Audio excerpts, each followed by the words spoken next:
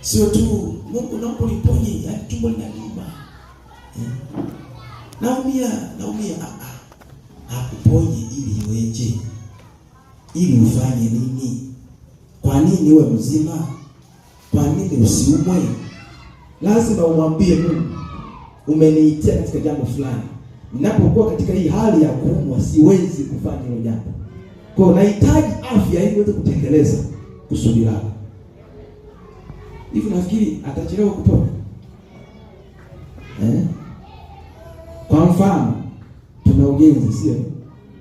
Umeahidi milioni 10 kwa mfano. Au umeahidi milioni 1. Halafu ukaumwa, biashara zako haziendi. Ukamwambia Mungu, unajua nimeahidi shilingi milioni 1 kule. Sasa nisipofanya kazi nani atanitoa? Sasa nataka uniponye, nitafute hiyo hela nipeleke. Kwa nini Mungu asiponye?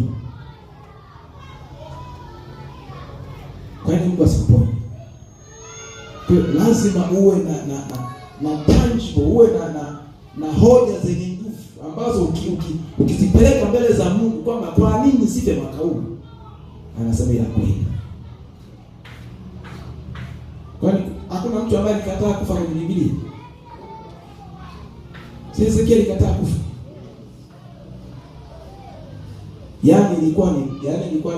Alikuwa na wakati mzuri kweli, akaambiwa na Mungu, tengeneza mambo yako. Umepewa offer kwamba you are going to die. Arrange your house. Tengeneza nyumba yako, tubu dhambi, nimekuruhusu tubu sasa. Tengeneza, kama na madeni walipe, kama ulitukana mtu, kama ombe msamaha ili ufe vizuri. Hezekia aligoma kufa. Bwana sifiwe. Yeye alikumbuka ya kwamba hajatimiza kusudi ambalo Mungu amemwitia. Kuna vitu hajavifanya. Kwa hiyo akamwambia Mungu, mimi siwezi kukubali kufa.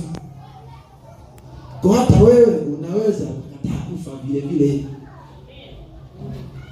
Unaweza kukataa umaskini, unaweza kukataa kuumwa, unaweza kukataa laana, kwa sababu kuna kitu ambacho Mungu amekuitia ukifanya. Na kama utaumwa, huo ugonjwa utaathiri utendaji kazi wa ile kazi ambayo Mungu amekupatia. Kwa hiyo una hoja ya kumwambia Mungu, sipaswi kuumwa sasa hivi. Amina. Kwa hiyo tunaishi tu kwa sababu tunatimiza, tunafanyia kazi ile jukumu ambalo Mungu ametuitia kwa. Bila ile jukumu, bila ile kusudi, maisha yetu hayana maana. Maisha yako hayana maana kama hauliishi kusudi la Mungu. Your life is meaningless. Maisha yako hayana maana. Samahani kwa kusema hivyo, lakini ndio ukweli wa Biblia. Maisha yako hayana maana. Kwa umaana wa maisha unakuja pale ambapo unaishi na kufanya kusudi ambalo Mungu amekuitia. Ndio umaana wako unapokuja. Uje kusikia ajali inatokea. Ajali inatokea. Halafu anapona mtu mmoja peke yake. Kwa nini asife? Apone peke yake.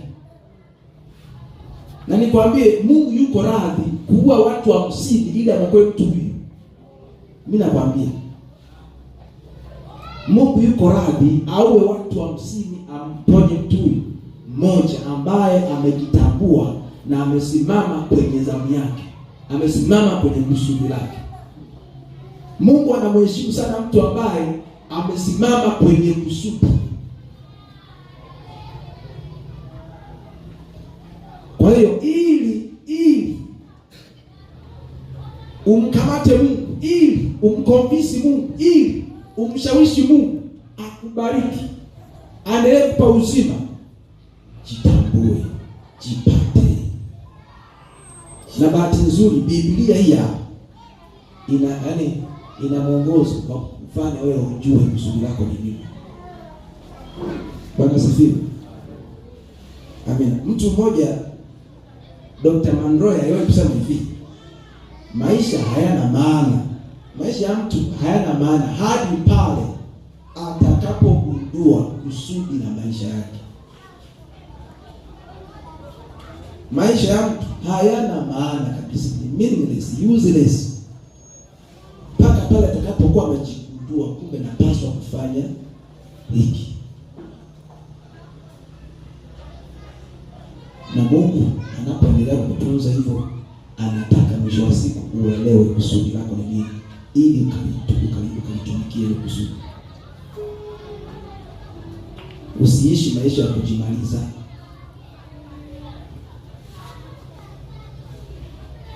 Haya, unaenda unaanza uzinzi, mara magonjwa ya zinaa haya, unakufa kabla hujatimiza kusudi la Mungu. Utadaiwa wewe.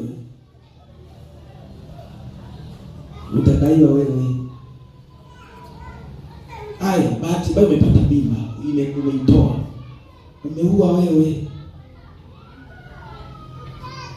Na dhambi inaondoa ujasiri wa mtu kusimama mbele za Mungu. Huwezi kufanya kazi ya Mungu kama ndani mwako haupo sawa sawa. Hebu elewa kusudi la Mungu maisha yako.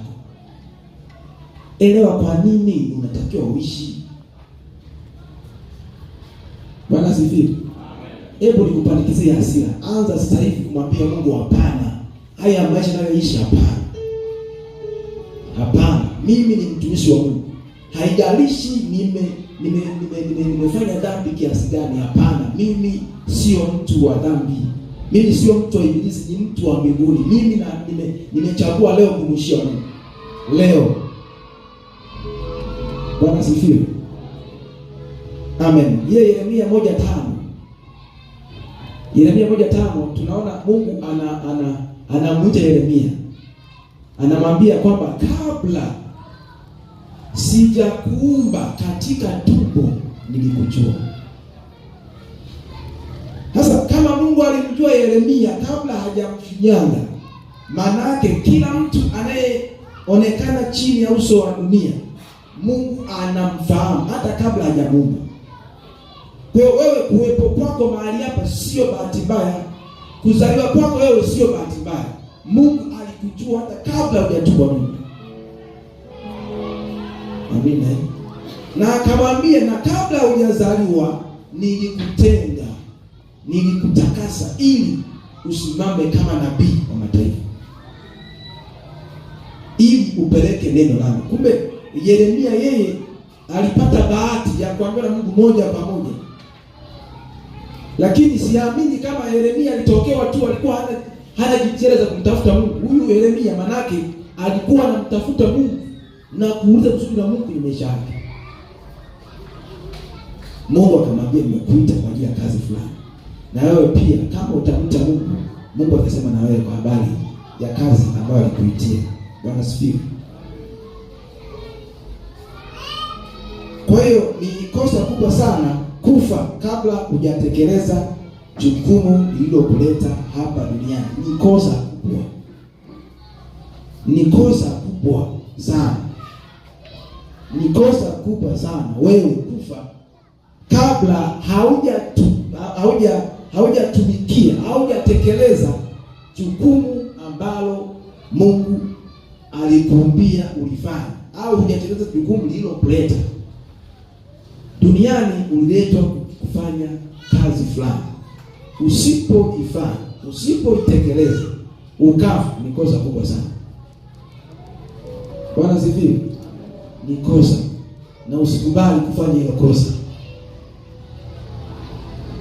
Usikubali kufanya hilo kosa.